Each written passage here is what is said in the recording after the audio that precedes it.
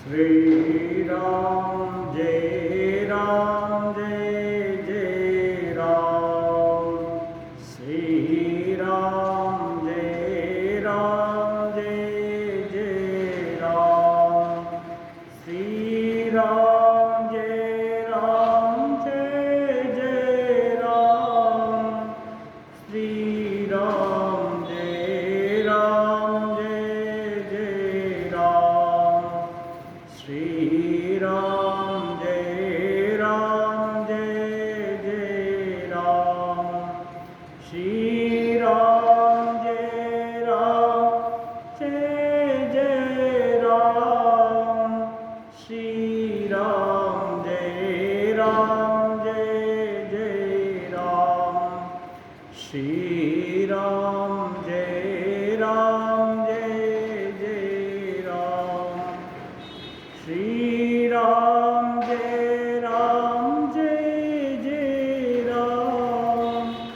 श्री राम जय राम जय जय राम। श्री राम जय राम जय जय राम। श्री राम जय राम जय जय राम। श्री राम जय राम जय जय राम। श्री राम जय राम जय जय राम। श्री राम जय राम जय जय राम। श्री राम जय राम जय जय राम।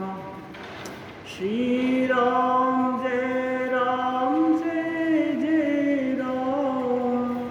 श्री राम जय राम जय जय राम।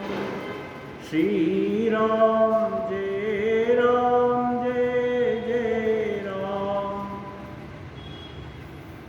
लोकाभिरामं रणरङ्गधीरं राजीवनेत्रं रघुवंशनाथं कारुण्यरूपं करुणाकरं तं श्रीरामचन्द्रं शरणं प्रपद्ये।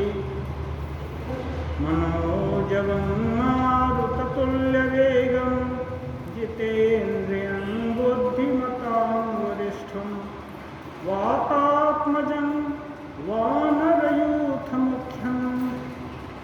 श्रीरामदूतं शरणं प्रपद्ये।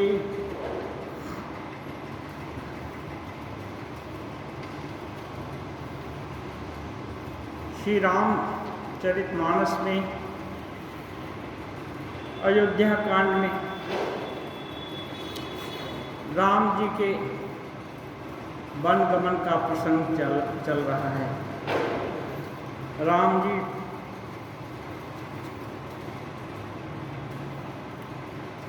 भरद्वाज मुनि प्रयाग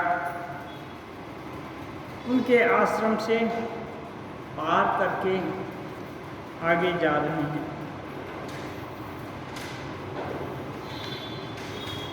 जहाँ जहाँ से गुजरते हैं लोगों की भीड़ इकट्ठी हो जाती है। लोग देखते हैं, तरह तरह की कल्पना करते हैं।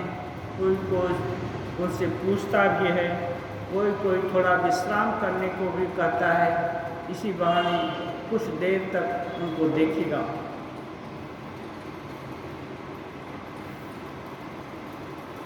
और कभी कभी उनके आग्रह को सुन करके राम जी भी थोड़ा भाई लक्ष्मण और सीता जी को भी विश्राम मिलेगा, इसलिए थोड़ा विश्राम भी करते हैं।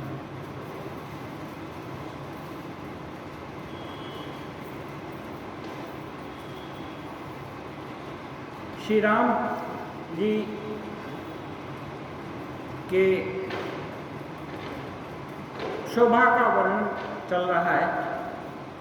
गोस्वामी जी कहते हैं, जटा मुकुट शीसन सुभग और भुजन न विशाल शरद परब विधु बदन बर लसत स्वेद कंजाल।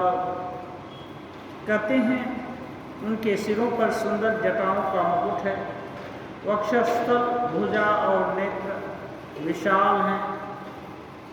विशाल भुजाएं शुभ मानी जाती हैं और शरद पूर्णिमा के चंद्रमा के समान सुंदर मुखों पर पसीनों की बूंदें सुशोभित हो रही हैं, अच्छी लग रही हैं।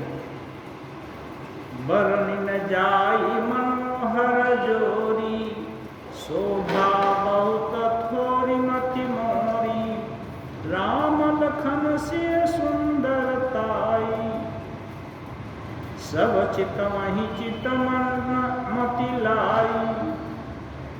गोस्वामी जी कहते हैं, मेरी बुद्धि बहुत कम है, शोभा बहुत बड़ी है, मैं शोभा का सटीक वर्णन करने में अक्षम हूँ।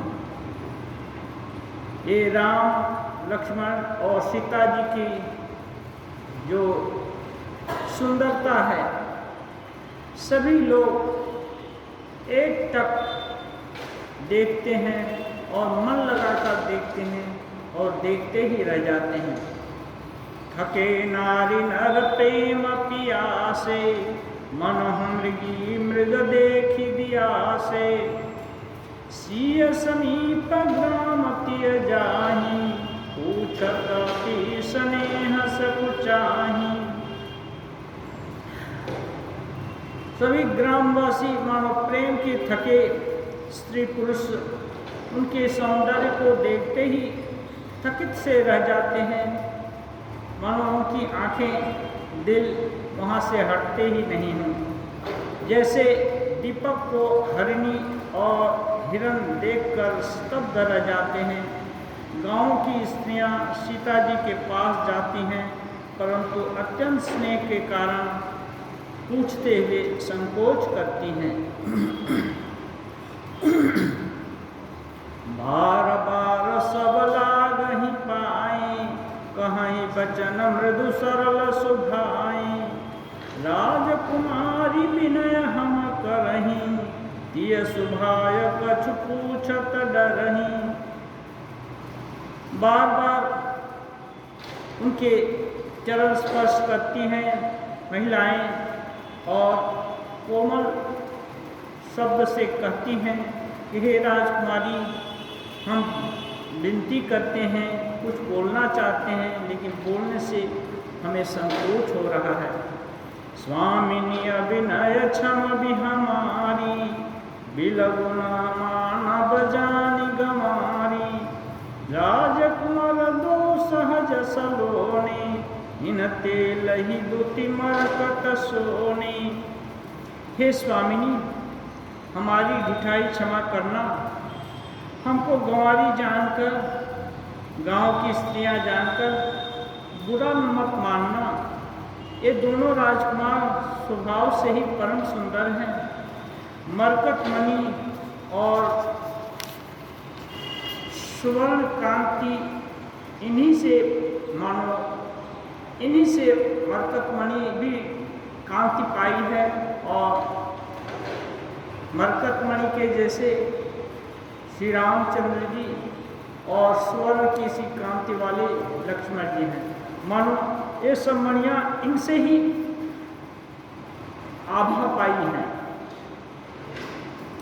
श्याम गौर किशोर वर, सुंदर सुषमा ऐन, शरद सरबरी नाथ मुखु, शरद सरोरुह नयन।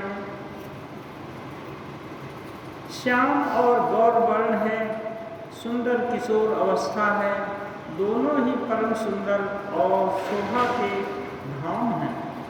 शरद पूर्णिमा के चंद्रमा के समान इनके मुख, शरद ऋतु कमल के समान इनके नेत्र हैं। कोटि मनोज लजावनिहारे, सुमुखी कहु को आहि तुम्हारे, सुनि स्नेह मय मंजुल बानी, सकुची सिय मन मोहन सुकानी। ये स्त्रियां गांव की, ये दोनों जो राजकुमार हैं उनके साथ उनसे पूछती हैं कि भला बताओ तो ये तुम्हारे कौन हैं।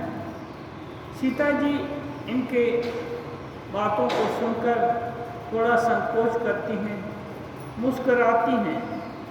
तिन्हि बिलोकति धरणी, दुह सकोच सकुचति बर बरनी, सकुचि सप्रेम बाल मृग नयनी, बोली मधुर बचन तिक बयनी। गोस्वामी जी कहते हैं उत्तम गौर वर्ण वाली सीता जी उनको देखकर पृथ्वी की ओर देखती हैं। वे दोनों ओर संकोच से सपचा रही हैं, अर्थात न बताने में ग्राम की स्त्रियों को दुख होने का संकोच है और बताने में लज्जा से संकोच है।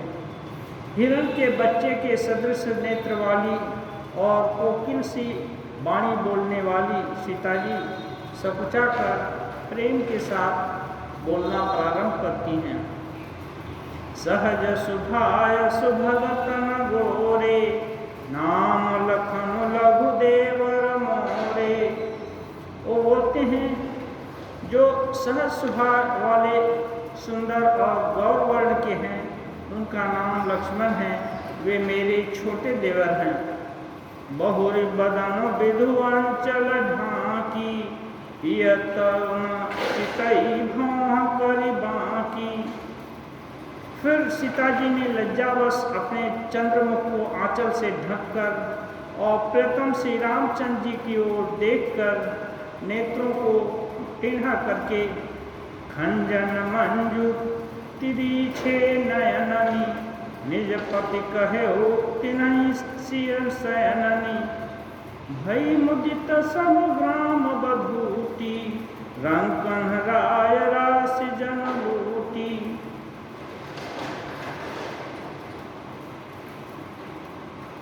तुलसीदास जी उपमा के धनी हैं। कोई भी बात, कोई भी चौपाई जो भी कहते हैं सब एक एक तरह की उपमा देते हैं। कह रहे हैं खंजन पक्षी, खंजन एक पक्षी होती है, वो उसका चंचल नेत्र होता है, उसके नेत्र बहुत सुंदर माने जाते हैं। खंजन पक्षी के से सुंदर नेत्रों को तिरछा करके सीता जी ने इशारे से उन्हें कहा कि ये यानी श्री रामचंद्र जी मेरे पति हैं। यह जानकर गांव की सब युवतियां बहुत आनंदित हुईं, मानो कंगालों ने धन की राशि लूट ली हो, ऐसा आनंद उनको मिला, परिचय पाकर आनंद मिला। क्यों? ये भगवान के सानिध्य में सहज प्रेम ऐसे ही उमड़ पड़ता है। एक महापुरुष लोग हैं, उनके कुछ दूरी तक उनका ऐसे प्रतिभा ऐसा ऑरा होता है कि वहाँ जाने से आनंद, प्रेम और शांति सभी कुछ अपने आप सहज प्रकट होती है। अति सप्रेम सिय पाय परी, बहुविधि देहि आशीष। सदा सुहागिनी हो तुम्हा, जब लगी मही आशीष। सीता जी बहुत कम उम्र की थी। ग्राम की बड़ी बूढ़ी माताएं, बहनें, वो सभी सीता जी के से सुन करके कि रामचंद्र जी उनके पति हैं और छोटे लक्ष्मण उनके देवर हैं, ये सुनकर सीता जी के पैरों पर प्रणाम करती हैं और प्रणाम करके आशीर्वाद भी देती हैं कि तुम जब तक सूर्य चंद्रमा रहे, जब तक शेष जी पृथ्वी पर रहें, तब तक तुम सुहागिनी बनी रहो। पार्वती समपति प्रिय हो, देवी न हम पर छाड़ब छोहु। पुनि पुनि विनय करिय कर जोरी, जो यही मारग फिरिय बहोरी। और वे स्त्रियां कहती हैं और पार्वती के समान अपने पति की प्यारी हो, हे देवी, हम पर कृपा न छोड़ना। हम बार बार हाथ जोड़कर विनती करती हैं कि जब लौटोगी तो इसी रास्ते से आना। दर्शन देव जानी निज दासी, लखी सिय सब प्रेम पियासी। मधुर वचन कही कही परितोषी, जन कुमुदिनी कौमुदी पोषी। वे गांव में स्त्रियां कहती हैं, हमें दासी जानकर दर्शन देना। सीता जी ने उन सबको प्रेम की प्यासी देखा और मधुर वचन कर उनका भली भांति परितोष किया, मानो चांदनी ने कुमुदिनियों को खिलाकर पुष्ट कर दिया हो। जब चांदनी खिलती है तो ऐसे कुमुदिनी है जो कमल दिन में खिलता है, कुमुदिनी रात में खिलती है चांदनी के विरुद्ध। ऐसे ही वो सीता जी प्रेम से उनको प्रेम की वाणी बोल करके उनको संतोष दिया। ये सीता जी नहीं बोली कि अवश्य आऊँगी, वचन नहीं दिया, लेकिन उनको संतोष दिया। तब वही लखन रघुबर रुख जानी, पूछे मगु लोगन मृदुबानी। सुनत नारी नर भई दुखारी, पुलकित गात बिलोचन बारी।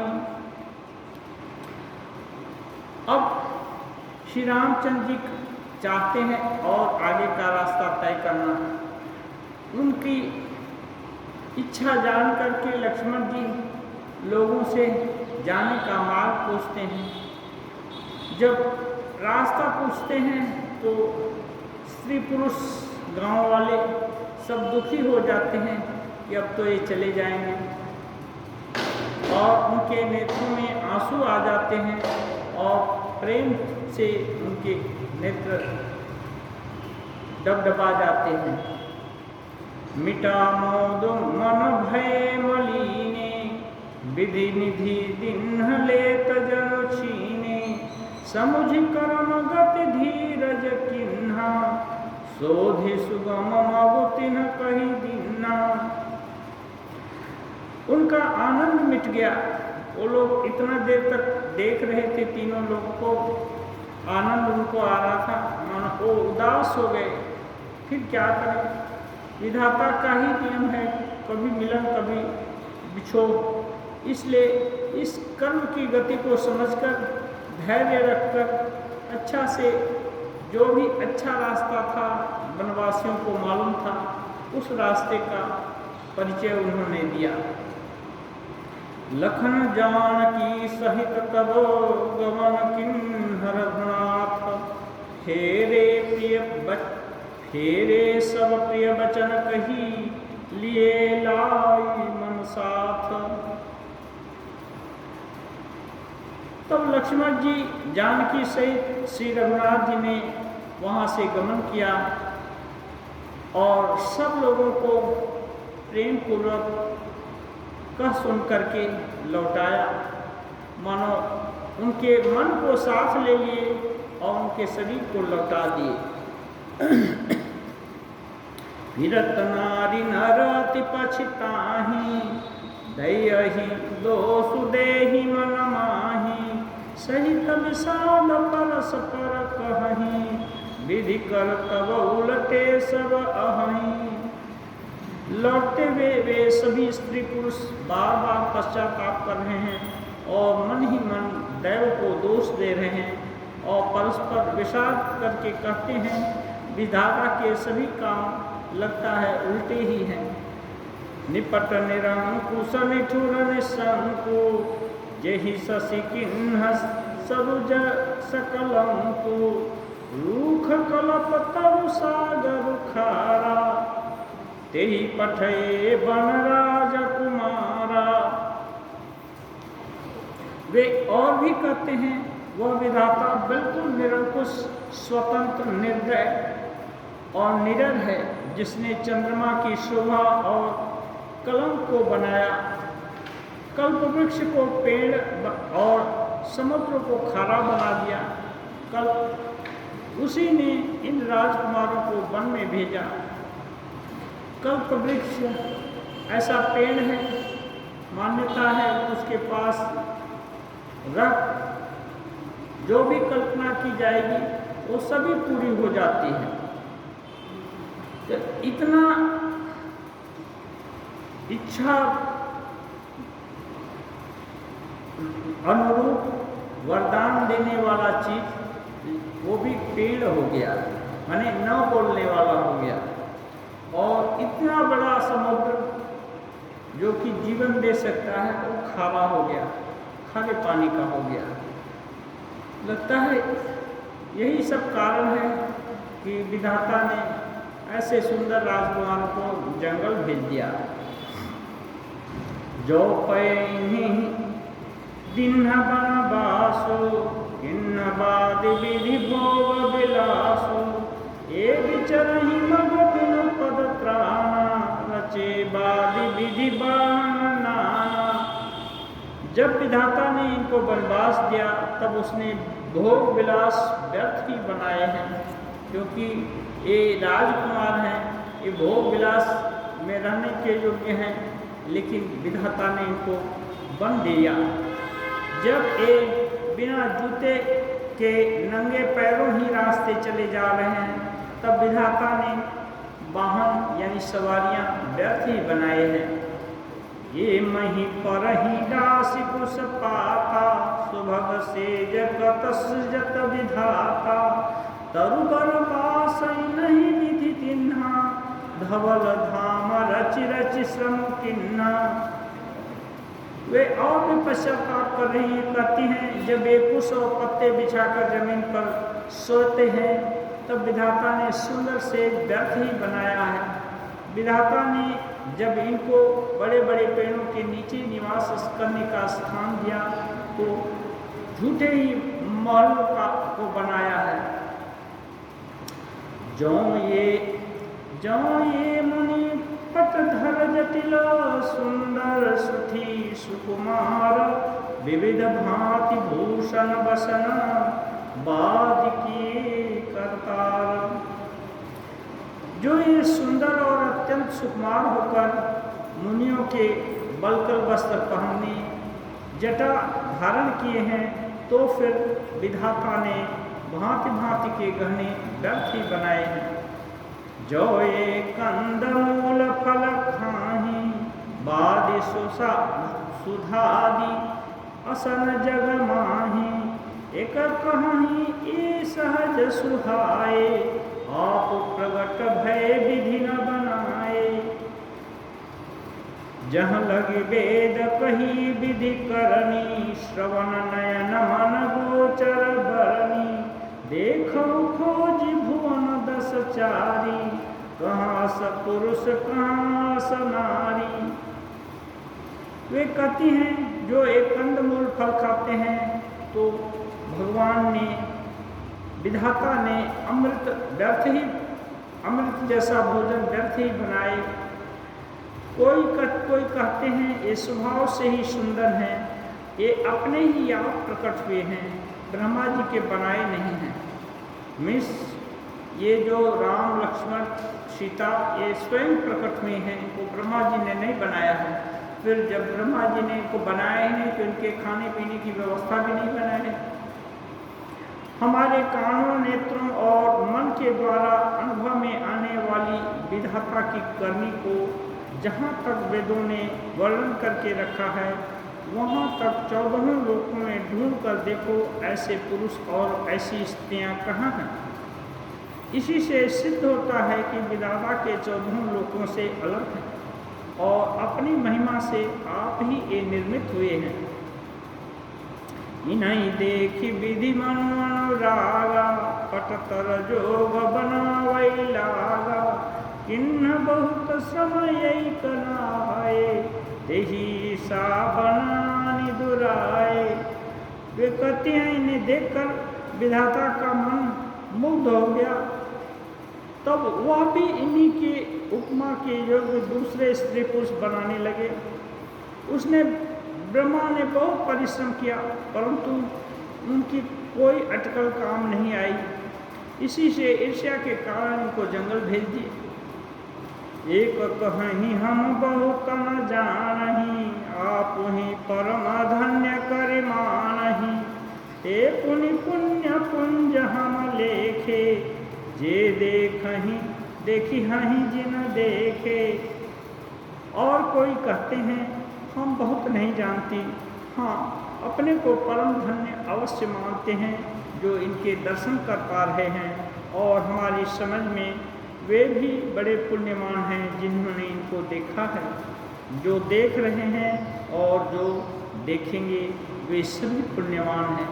बहुत तरह की कल्पना जल्पना राम लक्ष्मण और सीता जी के प्रति लोग कर रहे हैं। यही विधि कही कही वचन प्रिय, ले ही नयन भरी नीर।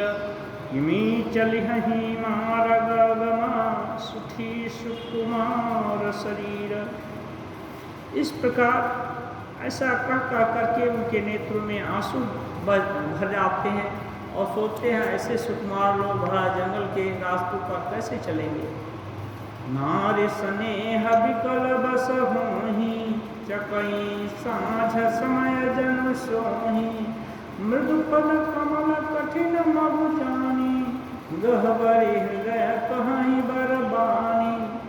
स्त्रियां स्वभाव से ही विकल हो जा रही हैं, मानो संध्या के समय चकवी भावी वियोग से, चकवा के वियोग से दुखी हो रही हो।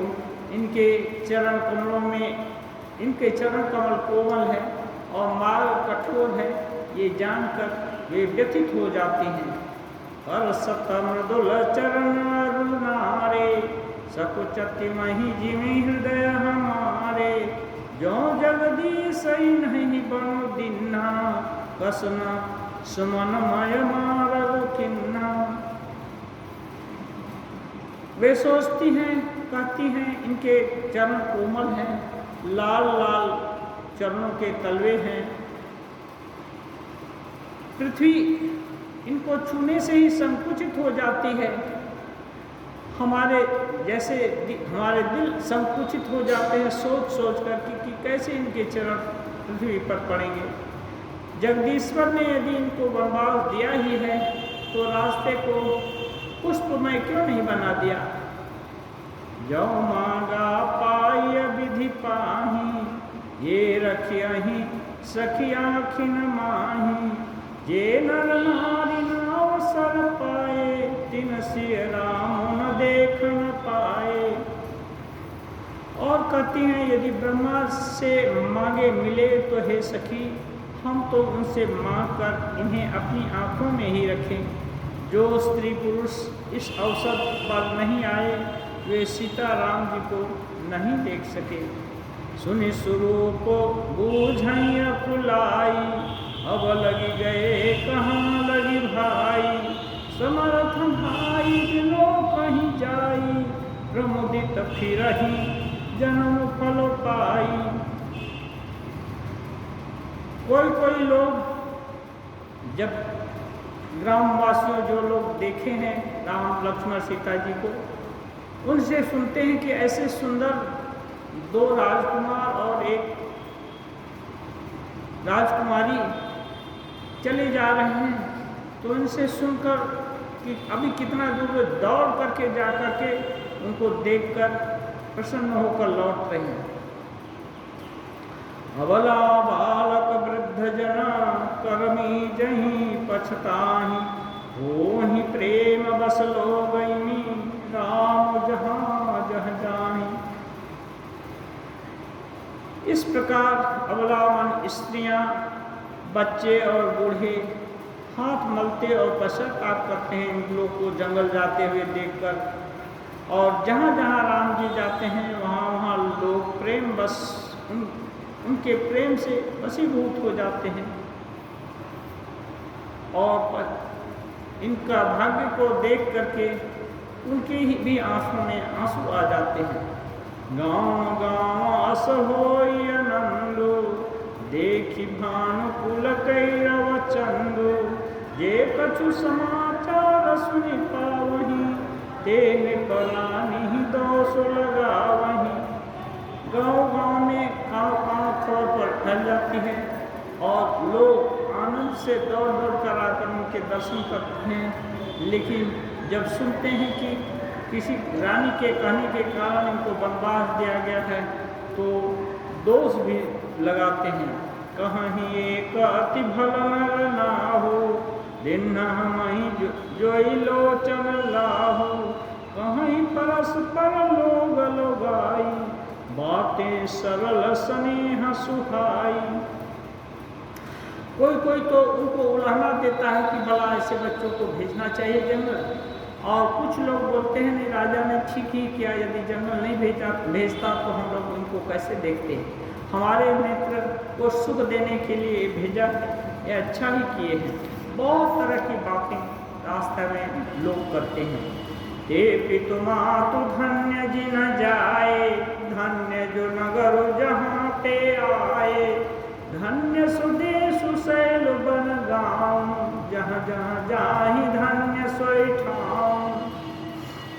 और वे कह रहे हैं, जो प्रेमिक लोग हैं वे कह रहे हैं कि वे उनके माता पिता धन्य हैं जो इनको पैदा किए, और वो नगर भी धन्य है जहाँ से ये आए हैं, और वह गिरि पर्वत वे गांव भी धन्य हैं जहाँ जहाँ ये जा रहे हैं या गए थे। सुख पायऊ बिरंच रचिते ही, ये जही के सब भांति सनेही। राम लखन पथि कथा सुहाई, रही सकल मग कानन छाई। कहते हैं ब्रह्मा जी ने उसी को रचकर सुख पाया है जिसके रामचंद्र जी सब प्रकार से स्नेही हैं। पथिक रूप श्री राम लक्ष्मण की सुंदर कथा सारे रास्ते में जंगल में मानो छा गई। यही विधि रघुकुल कमल, रवि मगलो वन सुख देख। जाहि चले देखत विपिन, सिय सौमित्र समेत। गोस्वामी जी कहते हैं रघुकुल रूपी कमल के खिलाने वाले सूर्य श्री रामचंद्र जी इस प्रकार मार्ग के लोगों को सुख देते हुए सीता जी और लक्ष्मण जी सहित वन को देखते हुए चले जा रहे हैं। आगे राम लखन बने पाछे, तापस बेस विराजत काछे। उभय बीच से सोहति कैसे, ब्रह्म जीव बीच माया जैसे। अब गोस्वामी जी उपमा देते हैं। आगे राम जी चले जा रहे हैं, पीछे लक्ष्मण जी शोभित हैं। तपस्वियों के वेश बनाए दोनों की बड़ी शोभा हो रही है। दोनों के बीच में सीता जी कैसे सुशोभित हो रही हैं, जैसे ब्रह्म और जीव के बीच में माया। रास्ते में आगे आगे राम जी चल रहे हैं। राम जी मानो ब्रह्म के प्रतीक हैं, पीछे सीता जी हैं। सीता जी महामाया हैं और उनके पीछे लक्ष्मण जी हैं, मानो जीव माया के प्रभाव से राम पास में रहते हुए भी नहीं देख पा रहे हैं ब्रह्म को, और माया के पीछे पीछे दौड़ते जा रहे हैं। बहुरी कहूँ छवि जस मन बसई, जन्म धो मदन मध्य रति लसई। उपमा बहुरी कहूँ जिय जोही, जनु बुध विधु बिच रोहिणी सोही। तुलसीदास जी बार बार उपमा देते हैं। कहते हैं फिर जैसी छवि मेरे मन में बसी है उसको कहता हूँ। तुलसीदास जी भी राम जी के परम भक्त हैं। वो बोलते हैं उनके मन में जैसी छवि राम जी की बैठी है उसको कहता हूँ। मानो बसंत ऋतु और कामदेव के बीच में रति यानी कामदेव की स्त्री शोभा पा रही हो। बसंत ऋतु और कामदेव के बीच में रति मानो शोभा पा रही है। राम जी मानो बसंत ऋतु हैं और सीता जी रति हैं और कामदेव पीछे हैं। फिर अपने हृदय में खोज कर उपमा करता हूँ, मानो बुध चंद्रमा के पुत्र और चंद्रमा के बीच में रोहिणी शोभा पा रही हो। विभिन्न तरह की उपमा दे रहे हैं तुलसीदास जी, लेकिन वो ब्रह्म, माया और जीव, ये उपमा बहुत अच्छी लगती। प्रभु पद रेख बीच बीच सीता, धरती चरण मग चलती सभीता। सिया राम पद अंक बराए, लखन चलहि मगु दाहिन लाए। अब मर्यादा, पद पर रास्ते पर चले जा रहे हैं, फिर भी मर्यादा है। कर रहे हैं प्रभु रामचंद्र जी के जमीन पर अंकित होने वाले दोनों चरण चिन्हों के बीच बीच में पैर रखती हुई सीता जी चल रही हैं कि कहीं राम जी के पद चिन्हों पर उनके पैर ना टिक जाएं। इस और लक्ष्मण जी, राम जी, सीता जी के पद चिन्हों को दाहिने रखकर चल रहे हैं, माने बाएं से चल रहे हैं। राम लखन सिय प्रीति सुहाई, बचन गोचर किमि कहि जाई। खग मृग मगन देखी छवि धुहि, लिए चोरी चित राम बटोही। श्री राम जी, लक्ष्मण जी और सीता जी की सुंदर प्रीति वाणी का विषय नहीं है, ये अनिर्वचनीय है। श्री राम जी और लक्ष्मण जी, राम जी के एकदम परम स्नेही लक्ष्मण जी हैं। लक्ष्मण जी राम जी से दूर तनिक भी नहीं रह सकते। और सीता जी कैसे हैं? राम जी की छाया रूप, जैसे छाया अपने प्रतिकृति से दूर नहीं रह सकती, ऐसे ही सीता जी भी हैं। कितना भी जंगल हो या कहीं, वो हर समय पति के साथ रहना चाहती हैं, सुख हो या दुख। अतः वह कैसे कही जा सकती है, ये वाणी का विषय नहीं है इन लोगों के प्रेम। पक्षी और पशु भी उस छवि को देखकर मग्न हो जाते हैं, इन तीनों लोगों की छवि को देखकर। पथिक रूप श्री रामचंद्र जी ने उनके भी चित्त को चुरा लिया है। जब श्री राम जी, लक्ष्मण जी, सीता जी जा रहे हैं तो पशु पक्षी भी उनको प्रेम से देखते हैं। जिन जिन देखे पथिक प्रिय, सिय समेत दो भाई। भव मगु अगम बिनु श्रम रहे सिराई। प्यारे पथिक सीता जी सहित दोनों भाइयों को जिन जिन लोगों ने देखा, उन्होंने भव का अगम मार्ग यानी जन्म मृत्यु रूपी संसार में भटकने का भयानक मार्ग बिना ही परिश्रम आनंद के साथ तय कर लिया, अर्थात वे आवागमन के चक्र से छूट गए। भगवान को नर रूप में देखकर पहचान यदि गया तो अवश्य ही उनका भवबंधन छेदन हो जाता है। यदि पहचान नहीं पाए तब भी परम आनंद होता है कि आनंद की खान वही है। अजहु जासुर सपने हूँ काओ, बसहु लखन सिय राम बताओ। राम धाम पथ पाई सोई, जो पथ पावक बहु कोई। आज भी जिसके हृदय में स्वप्न में भी कभी सीता, लक्ष्मण और राम तीनों बटोई माने यात्रागामी जंगल में जा रहे हैं, यात्री के रूप में ऐसे दिख जाए तो वो भी राम जी के परम धाम के उस मार्ग को पा जाएगा जिसको कि बगले मुनि ही पाते हैं। माने ऐसा दृश्य आज देखना भी मंगलकारी है, वो मुक्ति के मार्ग की तरफ ले जाएगा। तब रघुवीर समित सिय जानी, देखी निकट बटु शीतल पानी, तह बसी कंद मूल फल खाई, रात नहाई चले रघुराई।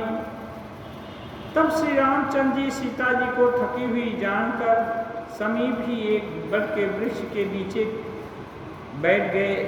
ठंडा पानी देखकर वहीं ठहर गए और कंद फल मूल खाकर उस रात वहीं बिताए। देखत बन सर शैल सुहाए, वाल्मीकि आश्रम प्रभु आए। राम दीख मुनि बासु सुहावन, सुंदर गिरि कानन जल पावन। सुंदर वन, तालाब और पर्वत देखते हुए प्रभु रामचंद्र जी वाल्मीकि के आश्रम में आए। श्री रामचंद्र जी ने देखा कि मुनि का निवास स्थान बहुत सुंदर है, जहाँ सुंदर पर्वत, वन और पवित्र जल भरा हुआ है। सरनि सरोज बिटप बन फूले, गुंजत मंजु मधुपर सत भूले। खग मृग विपुल कोलाहल करही, विरहित बैर मुदित मन चरही। एक योग सूत्र में एक सूत्र है, अहिंसा प्रतिष्ठायाम वैद्य त्यागा।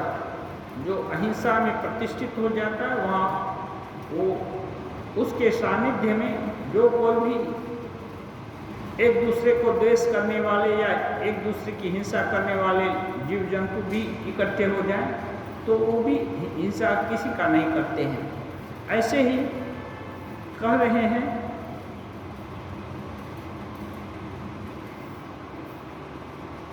रामचंद्र जी ने वाल्मीकि जी के आश्रम में देखा वो स्थान बहुत सुंदर और ये है, वहाँ पशु पक्षी कोलाहल कर रहे हैं लेकिन एक दूसरे से प्रेम से रह रहे हैं, किसी को कोई कष्ट पहुँचा नहीं रहा है। सुचि सुंदर आश्रम में रखी, हर से राजीव ने। सुनी रघुवर आगमन मुनि, आगे आयो लेन। पवित्र और सुंदर आश्रम को देखकर कमल नयन श्री राम जी हर्षित हुए। रघु श्रेष्ठ श्री रामचंद्र जी का आगमन सुनकर वाल्मीकि जी उन्हें लेने आए। मुनि कहूँ राम दंडवत किन्हा, आशीर्वाद विप्रवर जिन्ना। मुनि को देखते ही राम जी ने दंडवत प्रणाम उनको किया। राम जी राजकुमार हैं और मुनि तपस्वी हैं, इसलिए यद्यपि इनका स्वरूप भगवान का है फिर भी लोक रीति के अनुसार राम जी ने दंडवत प्रणाम किया और मुनि ने भी इनको अल्प वयस्क जान करके आशीर्वाद दिया। देखि राम छवि नयन जुड़ाने, करि सन्मानु आश्रम ही आने। राम जी को देखकर उनकी आंख प्रफुल्लित हो गए और सम्मान के साथ उनको आश्रम में ले आए। मुनिवर अतिथि प्राण प्रिय पाए, कंदमूल फल मधुर मंगाए। सिय सौमित्री राम फल खाए, तब मुनि आश्रम दिए सुहाए। ये प्राणों से भी प्रिय अतिथि को पा करके मुनि बहुत प्रसन्न हुए और कंदमूल फल जो कुछ भी अच्छा अच्छा जंगल में उपलब्ध होता था उनको मंगा करके राम लक्ष्मण और सीता जी को दिया और उसके बाद आश्रम में विश्राम करने के लिए एक स्थान दिखाए। वाल्मीकि मनमानंद भारी, मंगल मूर्ति नयन निहारी। तब कर कमल जोरी रघुराई, बोले बचन श्रवण सुखदाई। मुनि श्री राम जी के पास बैठे हैं और उनकी मंगल मूर्ति को नेत्रों से देखकर वाल्मीकि जी के मन में बड़ा आनंद हो रहा है। तब श्री रघुनाथ जी कमल सदृश हाथों को जोड़कर कानों को सुख देने वाले मधुर वचन बोले। तुमत्र कालदर्शी मुनिनाथा, विश्व बदर जिमि तुम्हारे हाथा। अस कही प्रभु सब कथा बखानी, जही जही भांति दिन बन रानी। राम जी कह रहे हैं, हे मुनिनाथ, आप तो त्रिकालदर्शी हैं, संपूर्ण विश्व आपके लिए हथेली पर रखे हुए बैल के समान है। बैल का फल छोटा होता है, तो बैल का फल जैसे हथेली में रख लेते हैं, ऐसे संपूर्ण विश्व की सब जानकारी आपके पास है। प्रभु श्री रामचंद्र जी ने ऐसा कहकर जिस प्रकार से रानी कैकेयी ने उनको वनवास दिया था, वह कथा विस्तार से उनको बताई। तात बचन पूर्णिमा हित, हाय भरत सराओ, मोह कहूँ दरस तुम्हार प्रभु, सब मम पुण्य प्रभाव। और राम जी ने कहा, हे प्रभु, पिता की आज्ञा का पालन, माता का हित और भरत जैसे स्नेही धर्मात्मा का राजा होना, और फिर मुझे आपके दर्शन होना, यह सब मेरे पुण्यों का ही प्रभाव है, इसलिए मैं इसको खराब नहीं समझता हूँ। ओम निरंजनम नित्यम अनंतरूपम भक्तानुकंपादित विग्रहम वै ईशावतारं परमेशमीड्यं तं रामकृष्णं शिरसा नमामि। ध्येयं सदा परिभवग्नमभीष्टदोहं, तीर्थास्पदं शिवविरञ्चिनुतं शरण्यं, भृत्यातिहं प्रणतपालभवाभिपूतं, वन्दे महापुरुषते चरणारविन्दं, वन्दे महापुरुषते चरणारविन्दं। त्यक्त्वा सुदुस्त्यज सुरेप्सितराज्यलक्ष्मीं, धर्मिष्ठार्यवत्सार्यगादरण्यं, मायामृगं दैत्ययेप्सितमन्वधावत्, वन्दे महापुरुषते चरणारविन्दं, वन्दे महापुरुषते चरणारविन्दम्।